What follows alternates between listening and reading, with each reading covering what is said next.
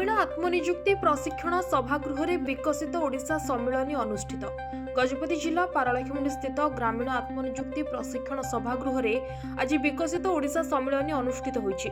जिला प्रशासन पक्षर आयोजित यह कार्यक्रम में जिलापाल अक्षय सुनील अग्रवाल अध्यक्षतार मुख्य अतिथि भाव आईन मंत्री पृथ्वीराज हरिचंदन, सम्मानित अतिथि भाव पारला विधायक रूपेश पाणिग्राही, मोहना विधायक दाशरथी गमांग, जिला परिषद अध्यक्ष जी तिरुपति राव, गजपति एसपी प्रहलाद सहाई मीनाଙ୍କ सह अन्य अतिथि माने मंचस्थ होई प्रथमे जगन्नाथ विग्रह ठारे प्रदीप प्रज्वलन करी कार्यक्रम शुभारंभ करथिले। एही अवसर में विकास धारा ओडिशा सारा विषय वस्तु को नहीं अतिथि माने ओडिशा तथा गजपति जिलार विकास को नहीं निज निजर अभिभाषण प्रदान करथिले। बीजेपी सरकार ओडिशा रे आसिबा परे गत 2 वर्षर विभिन्न उन्नयनमूलक कार्यगुड़िकर समीक्षा करा जाय राज्य तथा गजपति जिले में कार्यकारी होइतिबा विभिन्न विकासमूलक कार्य संपर्क में सूचना प्रदान करथिले मान्यवर मंत्री श्री हरिचंदन।